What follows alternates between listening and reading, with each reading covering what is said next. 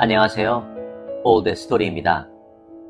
오늘은 더 이상 설명이 필요 없는 20세기 모더니즘 작가의 한 명인 영국의 버지니아 울프입니다. 그녀는 의식의 흐름을 서술적 장치로 사용하는 방법을 개척한 작가입니다. 버지니아 울프는 1882년 영국 런던에서 태어났습니다. 작가는 여성 권리 운동을 하였으며 그의 작품은 연극과 영화로도 매우 유명합니다. 그의 작품과 그녀의 활동을 기리는 동상은 지금도 런던 대학에 있습니다. 오늘 소개 작품은 유품입니다. 주인공의 사망 전 남긴 많은 유품들에 관련된 이야기입니다. 그럼 편안한 마음으로 감상하세요. 유품, 버지니아 울프. C.C. 밀러에게 길버트 클랜드는 아내가 쓰던 거실 작은 탁자 위에 어수선하게 놓인 반지니 브로치들 가운데서 진주 브로치를 집어들고 거기 새겨진 글귀를 읽었다. C.C. 밀러에게 사랑을 담아. 비서인 C.C. 밀러까지 잊지 않고 기억한 점은 안젤라다웠다. 그렇지만 길버트 클랜드는 친한 사람들한테 일일이 작은 선물을 남기는 등 모든 것을 말끔히 정리해놓고 떠나다니 참 이상하다는 생각이 다시금 들었다. 그건 마치 죽음을 예견하기라도 한 듯했다. 그렇지만 6주 전 그날 아침 집에서 나갈 때만 해도 안젤라는 지극히 건강했다. 그날 그녀는 피커딜리에서 인도에서 내려서다가 차에 치여 세상을 떠났다. 그는 C.C. 밀러를 기다리는 중이었다. 자신들과 그렇게 오랜 세월을 같이 지냈으니 이만한 배려의 증표는 주어야 마땅하다고 생각되어 와달라고 부른 것이다. 앉아서 그녀를 기다리면서 그는 엔젤라가 모든 것을 그렇게 말끔히 정리해두다니 정말이지 이상하다는 생각을 계속했다. 친한 사람 모두에게 작은 애정의 증표를 남겨놓았다. 반지마다, 목걸이마다, 그리고 조그만 중국식 상자마다 그녀는 작은 상자라면 사족을 못 썼다. 받을 사람의 이름이 붙어 있었다. 그런데 그 하나하나가 그에게는 추억이 깃든 물건들이었다. 이건 그가 선물한 것이고 루비 눈이 박힌 이 에나멜 돌고래는 엔젤라가 어느 날 베네치아 뒷골목에서 얼른 낚아챈 것이었다. 그때 기쁨에 겨워 내지르던 나지막한 탄성이 그는 아직도 생생했다.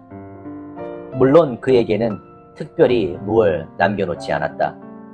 그녀의 일기장이 선물이라면 모를까.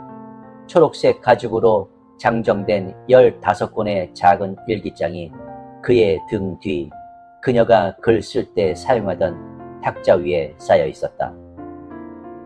결혼한 뒤로 내내 그녀는 일기를 썼다.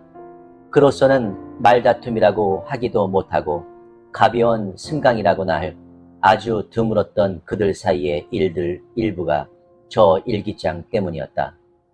일기를 쓰고 있을 때 그가 방으로 들어오면 그녀는 언제나 일기장을 덮거나 손으로 가리곤 했다. 아니, 안 돼. 이렇게 말하던 그녀의 목소리가 생생했다. 내가 죽은 다음이면 혹시 몰라도. 그러니 그녀는 이걸 그에게 유품으로 남겨놓은 셈이었다. 그녀 생전에 그들이 함께 나누지 않은 것이라곤 일기장 뿐이었다. 그렇지만 그는 언제나 그녀가 당연히 자기보다 더 오래 살 거라고 생각했었다. 한순간만 발을 멈추고 자신이 하려는 행동을 돌이켜 보았더라도 그녀는 지금 살아있을 것이었다.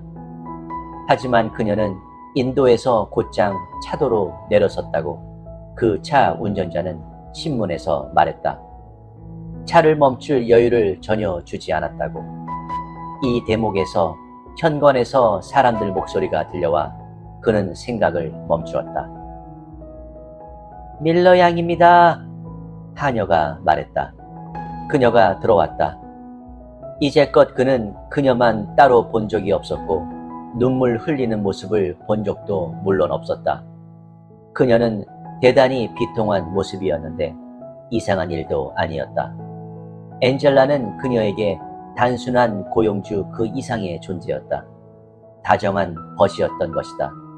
의자를 밀어주며 앉으라고 권하면서 그는 자기가 보기에는 이런 부류의 여느 여자들과 별 다를 바 없는 여자인데 하는 생각을 했다. 시시 밀러 같은 여자는 어디나 널려있다.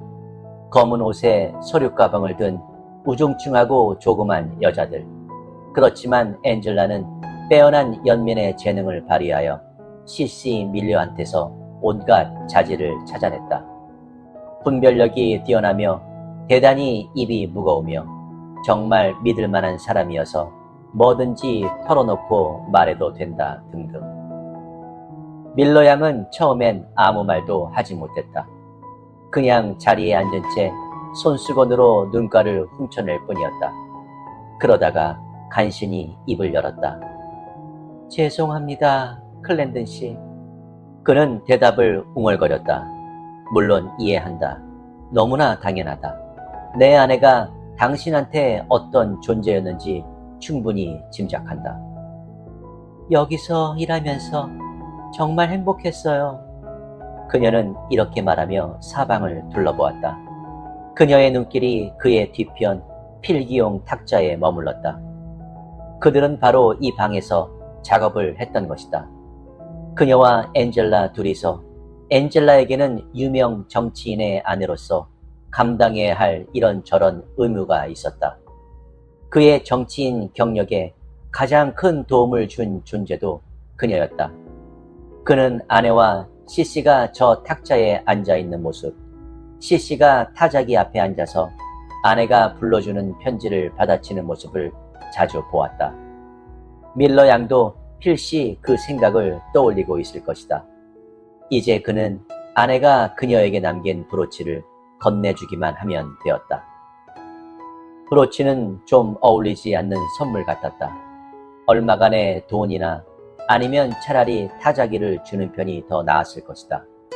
그렇지만 이미 시시 밀러에게 사랑을 담아 라고 새긴 게 여기 있으니 그래서 그는 브로치를 집어들고 미리 생각해둔 짤막한 인사말과 함께 건넸다. 이것을 귀하게 여겨줄 거라고 생각한다. 아내가 자주 달던 것이니 하고 그는 말했다. 그러나 그녀는 브로치를 받으며 마치 그녀도 인사말을 생각해 놓은 모양으로 대답했다. 언제나 소중하게 간직하겠다고. 그녀에게 진주 브로치를 달아도 아주 어색해 보이지는 않을 다른 옷이 아마 있겠지 하고 그는 생각했다. 그녀는 비서직의 제복처럼 보이는 꼭 끼는 검정 코트와 치마를 입고 있었다. 그러다 그는 기억이 났다. 그래, 물론 상복을 입은 것이었다. 그녀 역시 비극적인 일을 당했는데 그녀가 헌신적으로 따르던 오빠가 엔젤라보다 바로 한두 주 전에 사망한 것이다.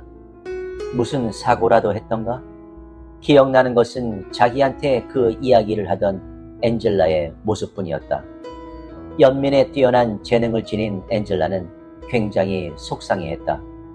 그런 사이 시시 밀러는 이미 자리에서 일어나 장갑을 끼고 있었다. 폐가 될까봐 조심하는 게 분명했다. 그렇지만 그녀의 앞날에 대해서 뭔가 한마디 해주지 않고 보낼 수는 없었다. 앞으로 어떻게 할 생각인지, 뭐 자기가 도와줄 일은 없겠는가. 그녀는 타자기 앞에 앉았던 일기장에 놓여있는 그 탁자를 응시하고 있었다. 그리고 엔젤라에 대한 추억에 사로잡힌 나머지 도와주겠다는 제안에 즉각 답을 하지 않았다. 잠깐이지만 무슨 말인지 알아듣지도 못한 듯 했다. 그래서 그는 다시 말했다. 앞으로 어떻게 할 생각이요, 밀러 양? 앞으로요? 아, 괜찮아요, 클랜든 씨. 그녀는 외치듯 말했다. 저 때문에 신경 쓰지 마세요. 그는 이 말을 경제적 도움이 필요 없다는 뜻으로 받아들였다. 그런 제안은 역시 편지로 하는 것이 낫겠구나 하고 그는 깨달았다. 지금 할 수 있는 일은 그녀의 손을 힘주어 잡으며 이렇게 말하는 것뿐이었다. 잊지 마시오, 밀러 양. 무슨 일이든 내가 필요하다면 기꺼이 도와줄 테니. 그리고 그는 문을 열어주었다. 갑자기 무슨 생각이 떠올랐는지 문지방에서 그녀는 잠깐 멈춰섰다. 클랜든 씨. 처음으로 그녀는 그를 똑바로 바라보며 말했고, 처음으로 그는 그녀의 눈에 어린 동정하면서도 탐색하는 듯한 표정에 놀랐다. 언제라도 하고 그녀는 말을 이었다. 제가 도와드릴 일이 있다면 사모님을 생각해서라도 기꺼이 그러겠다는 걸 기억해 주세요. 이렇게 말하고 그녀는 방을 나갔다. 그녀의 말과 말할 때의 그 표정은 뜻밖이었다. 그에게 자신이 필요할 거라고 믿거나 혹은 바라는 것만 같았다. 의자로 돌아가면서 그는 묘한, 어쩌면 허황된 생각이 들었다.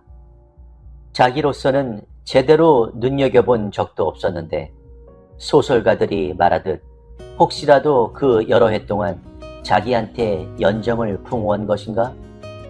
거울을 지나치다가 비친 자신의 모습이 눈에 들어왔다. 쉰이 넘었지만 그러나 거울 속의 모습대로 아직은 대단히 출중한 용모의 남성이라는 점을 스스로 인정하지 않을 수 없었다. 가엾은 C.C. 밀러. 그는 반쯤 웃으며 중얼거렸다. 이 우스갯거리를 아내와 함께 나눌 수 있게 된다면 얼마나 좋을까. 그는 본능적으로 그녀의 일기장으로 눈을 돌렸다. 길버트는 그는 아무데나 펼치고 있었다. 정말 멋있어 보였어. 마치 그의 물음에 그녀가 대답을 해주는 듯했다. 그녀는 당연히 당신은 여자들한테 아주 매력적이죠 라고 말하는 것 같았다. C.C. 밀러도 당연히 그걸 느꼈겠지. 그는 계속 읽어나갔다. 그의 아내라는 게 얼마나 자랑스러운지, 그리고 그 역시 엔젤라의 남편이라는 게 언제나 자랑스러웠다. 어디 가서 외식을 하다가도 맞은편에 앉은 엔젤라를 바라보노라면 내 아내야말로 여기서 가장 아름다운 여자야 하고 생각한 적이 얼마나 잦았던가. 그는 계속 읽어나갔다. 하원 의원 선거에 출마했던 첫 해, 그들은 지역구를 순방했다. 길버트가 자리에 앉자 엄청난 박수갈채가 터져나왔다. 온 청중이 자리에서 일어나 노래를 불렀다. 그는 진짜 멋진 친구야. 나는 그만 감격했다. 그도 그때가 기억났다. 그녀는 그의 곁 연단 위에 앉아 있었다. 그에게 향하던 눈길을 볼 수 있었으며 그 눈엔 눈물이 또 얼마나 글썽했는지. 그 다음에는 그는 몇 페이지를 넘겼다. 그들은 베네치아로 갔었다. 선거가 끝난 후에 그 행복한 휴가를 그는 기억했다. 우리는 플로리안에서 아이스크림을 먹었다. 그는 미소를 지었다. 그녀는 여전히 아주 어린애 같아서 아이스크림을 정말 좋아했다. 길버트는 베네치아의 역사를 무척 재미있게 설명해 주었다. 그녀는 이 모든 것을 여학생 같은 필체로 적어 놓았다. 엔젤라와 함께 여행하는 즐거움 가운데 하나는 매우 열심히 배우려 든다는 점이었다. 그녀는 자신이 끔찍이도 아는 게 없으며 그게 그녀의 매력 중 하나라는 것도 모르는 양 말하곤 했다. 그리고 그는 그 다음 권을 펼쳤다. 그들은 런던으로 돌아왔다. 나는 정말이지 좋은 인상을 주고 싶었다. 그래서 웨딩드레스를 꺼내 입었다. 이제 늙은 에드워드 경 옆자리에 앉은 그녀의 모습이 떠올랐다. 그의 상사인 그 막강한 노인네의 마음을 사로잡았지. 그는 그녀의 단편적인 기록에다 기억나는 장면들을 채워 넣으면서 빠른 속도로 읽어나갔다. 하원에서 저녁 식사, 러브 그로브 댁에서 열린 이브닝 파티 참석, 길버트의 아내로서 책임을 실감하느냐고 레이디 엘이 내게 물었다. 그러고는 몇 해가 지나면서 그는 필기용 탁자에서 또 한 권의 일기장을 집어들었다. 그는 점점 더 자기 일에 몰두하게 되었다. 그리고 그녀는 당연히 혼자 있는 시간이 늘어났다. 그들에게 아이가 없다는 점이 그녀에게는 큰 슬픔이었던 모양이었다. 한 번은 길버트에게 아들이 있다면 얼마나 좋을까 라고 적어 놓았다.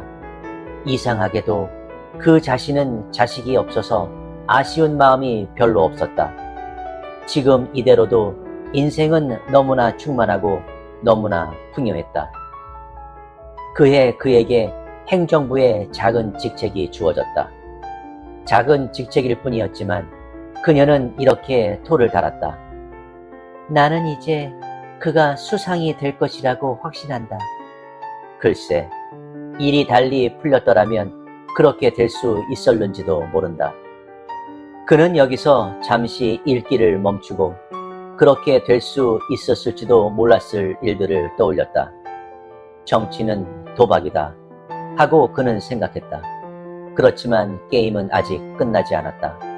나이 50에 끝났다고 할 수는 없다. 그는 그녀의 인생을 채우던 작고 사소한 일들, 사소하고 무의미하고 행복한 일상의 일들로 가득한 몇 페이지를 빠르게 훑어내려갔다. 그는 또 다른 일기장을 집어들고 되는 대로 펼쳐보았다. 나는 얼마나 겁쟁이인지 기회를 또 놓치고 말았다. 하지만 그렇지 않아도 생각할 게 많은 사람을 나 자신의 일로 성가시게 만드는 건 이기적인 짓 같았다. 게다가 저녁 시간을 단둘이 보내는 경우도 거의 없다. 이건 무슨 뜻일까? 아, 여기 설명이 있군. 그녀가 이스트엔드에서 하던 일 이야기였다. 드디어 용기를 내서 길버트에게 말했다. 그는 정말 착하고 너그럽게 받아들였다. 아무런 반대도 하지 않았다. 그는 그 대화가 기억났다. 그녀는 자기가 너무 게으르고 너무 쓸모없는 존재처럼 느껴진다고 말했다. 뭔가 자신의 일을 가졌으면 한다고 했다. 뭐든 해보고 싶다고. 그렇게 곱게 얼굴을 붉히며 바로 저 의자에 앉아 그 말을 했었다. 남들한테 도움을 주고 싶다고 했던 게 기억났다. 그는 좀 놀려댔었다. 그의 뒷바라지를 하고 집안을 돌보는 것만으로 충분하지 않나? 하지만 뭐 그런 게 즐겁다고 하니 물론 반대는 하지 않았다. 뭐였더라? 무슨 지역이었지? 무슨 위원회? 다만 무리해서 알아눕거나 하는 일은 없을 거라고 약속해 주어야겠다. 그녀는 화이트 채플이란 인구 과밀과 빈곤을 대표하던 런던 이스트엔드 한 구역에 간 모양이었다.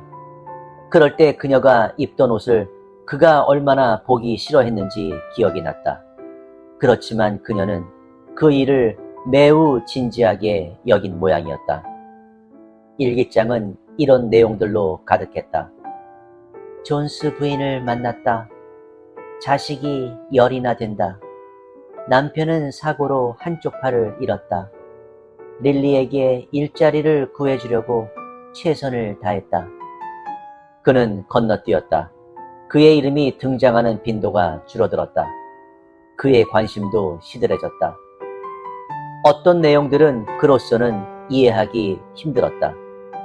가령 BM과 사회주의에 관한 열띤 논쟁을 했다. BM이 누구지? 그 이니셜을 맞출 수가 없었다. 무슨 위원회에서 만난 여자인가 보다고 그는 짐작했다. BM은 상류층을 격렬히 비난했다. 모임이 끝난 후 나는 BM과 함께 걸어서 돌아오며 그를 설득해 보려 했다. 그렇지만 그는 생각이 매우 편협하다. 그러니까 BM은 남자로군. 틀림없이. 지식인으로 자처하는 엔젤라 말대로 매우 격한 성격에 매우 편협한 그런 위인. 그녀는 그를 집으로 초대했던 모양이었다. BM이 저녁 식사에 왔다. 그가 미니와 악수를 했다. 그 느낌표에 그의 상상 속 그림이 또다시 달라졌다. BM은 하녀에게 식사 시중을 받아본 적이 없는 모양이었다. 미니와 악수를 했다는 말이다. 숙녀의 응접실에서 잘났다고 떠들어대는 그런 양순한 노동자인가 보았다. 그런 분류라면 길버트도 잘 알고 있고 그 표본인 BM이 누구든 간에 도무지 탐탁지 않았다. 그자가 여기 다시 나오는군. BM과 런던탑에 갔다. 그는 반드시 혁명이 일어날 거라고 말했다. 그는 우리가 바보의 천국에 살고 있다고 말했다. 이건 딱 BM 같은 작자가 할 만한 이야기로 길버트는 그의 말이 들리는 듯했다. 그의 모습 또한 매우 분명하게 떠올릴 수 있었다. 덥수룩한 수염에 붉은색 타이를 메고 트위드 양복을 입고 다니는 땅딸막하고 왜소한 체구에 정직한 주간 노동은 평생 해본 적이 없는 위인. 그는 계속 읽었다. BM은 에 대해서 매우 불쾌한 이야기를 좀 했다. 이름은 세심하게 지워져 있었다. 에 대한 비난이라면 더는 듣지 않겠다고 나는 그에게 말했다. 이번에도 이름이 삭제되어 있었다. 혹시 그의 이름은 아니었을까? 그래서 그가 들어오면 엔젤라가 일길장을 그렇게 얼른 덮어버렸던 걸까? 그런 생각이 들자 BM이 더더욱 싫어졌다. 뻔뻔스럽게도 바로 이 방에서 나를 놓고 왈가왈부했단 말이지. 엔젤라는 왜 나한테 한마디도 하지 않았을까? 무엇이든 숨긴다는 것은 정말 그녀답지 않은 일이었다. 엔젤라는 술집 그 자체였는데 그는 페이지를 넘기며 BM이 나오는 대목을 빼놓지 않고 읽어나갔다. BM은 나에게 어린 시절 이야기를 해주었다. 그의 어머니는 남의 집에 날품 팔러 다녔다. 그 생각을 하면 이렇게 사치스러운 생활을 한다는 게 참 견디기 힘들다. 모자 하나에 3긴이라니. 이해가 안 되는 너무나 어려운 문제들을 붙들고 씨름하느라 그 조그맣고 불쌍한 머리를 괴롭히지 말고 나에게 털어놓고 의논만 했더라도. 그는 그녀에게 책을 빌려주었다. 칼 막스, 혁명의 도래. 사회주의자 헨리 메이어스 하이드먼이 쓴 소책자. BM이라는 이니셜이 계속 등장했다. 그렇지만 왜 전체 이름은 한 번도 나오지 않을까? 이니셜을 사용한다는 것은 허물없는 친근한 사이를 나타내는데 도무지 엔젤라답지 않은 짓이었다. 이자 면전에서도 BM이라고 불렀을까? 그는 계속 읽어나갔다. 저녁 식사를 마친 시간에 BM이 불쑥 찾아왔다. 다행히 나 혼자 있을 때였다. 고작 1년 전 일기였다. 다행히? 왜 다행이지? 나 혼자 있을 때였다? 그날 밤 나는 어디에 갔었더라? 그는 일정 수첩에서 그 날짜를 찾아보았다. 런던 시장 관저에서 만찬이 있던 날 밤이었다. 그렇다면 BM과 엔젤라는 그날 저녁을 단둘이 보냈던 것이다. 그는 그날 저녁의 일을 떠올려 보려고 애썼다. 집에 돌아왔을 때 아내가 자지 않고 기다리고 있었던가? 이 방이 여느 때와 똑같은 모습이었던가? 아무것도 생각나지 않았다.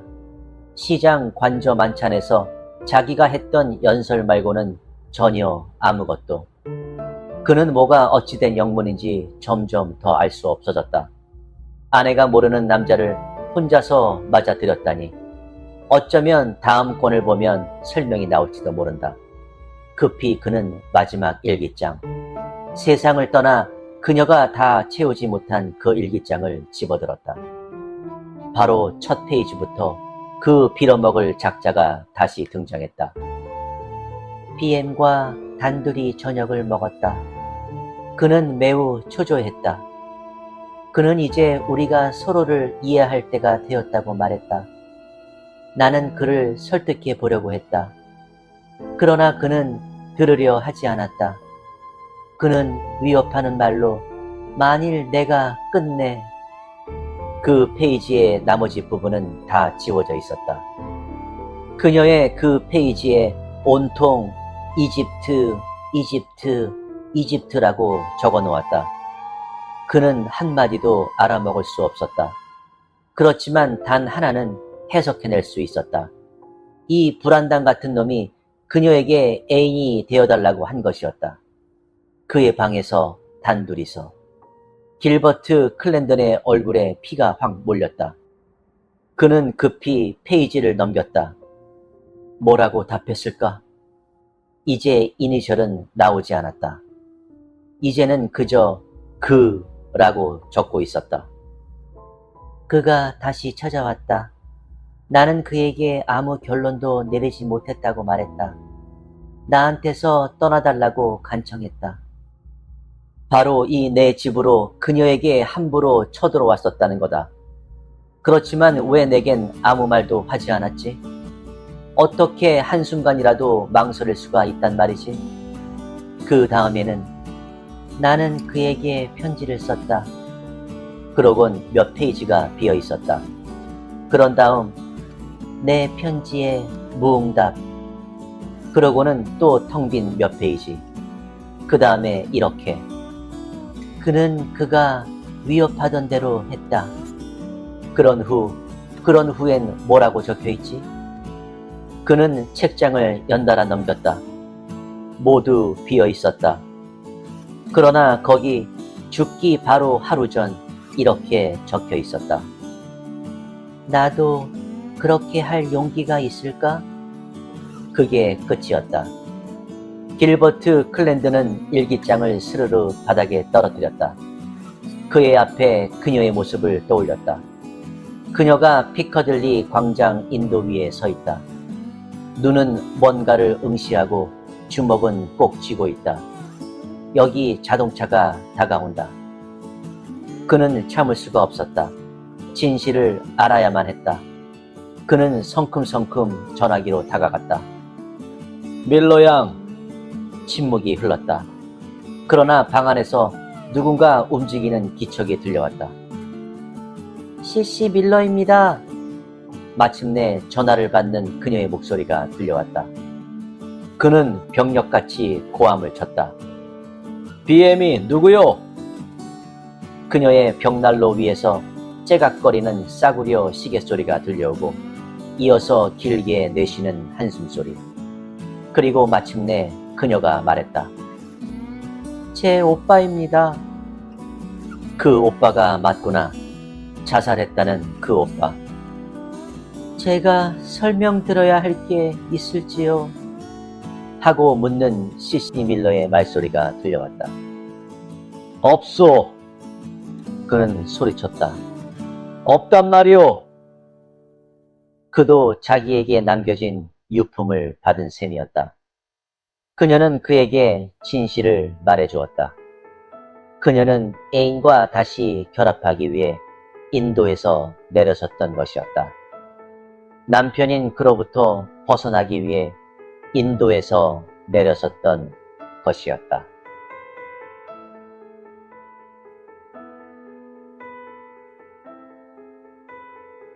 어떠셨나요? 이 작품은 버지니아 울프의 단편 소설 중 하나로 결혼과 인간관계 그리고 정체성을 탐구하는 이야기입니다. 이 작품은 울프가 즐겨 사용한 심리적 통찰과 내면의 흐름을 통해 독자들에게 깊은 인상을 남깁니다. 사망한 아내의 일기를 읽기 시작하면서 길버트는 그녀가 일상에서 보이지 않는 복잡한 내면 세계와 감정을 가지고 있음을 발견합니다. 그녀의 일기에는 그녀가 남편에게 느끼는 실망감, 고독, 그리고 억눌린 욕망이 담겨 있습니다. 결국 길버트는 아내가 자신에게 전혀 다른 사람이었음을 깨닫게 되고 이로 인해 그들의 결혼 생활은 큰 충격을 받게 됩니다. 여성운동을 한 이 작가는 남편의 모습을 가부장적이고 속물인 사람으로 묘사합니다. 일기를 다 읽고 난 남편의 행동을 보고 이해하실 수 있겠죠? 여기서 상징적인 유품은 바로 일기입니다. 일기는 인물의 내면 세계를 잘 포착할 수 있는 글쓰기 양식이라는 점에서 작가의 일기를 잘 활용했다고 볼 수 있습니다. 결국 남편에게 읽게 하려고 남겼고 남편은 읽었고 그녀의 죽음과 의문은 해결되기 이릅니다. 정말 멋있는 작품이라고 생각되는데요. 그렇다면 여러분은 아무리 배우자라고 할지라도 하지 못할 말을 남기시기 위해 혹시 일기를 쓰고 계신가요? 앞으로 배우자분들의 책상 서랍 잘 살펴보시기 바랍니다. 구독과 좋아요는 영상 제작에 많은 힘이 됩니다. 감사합니다.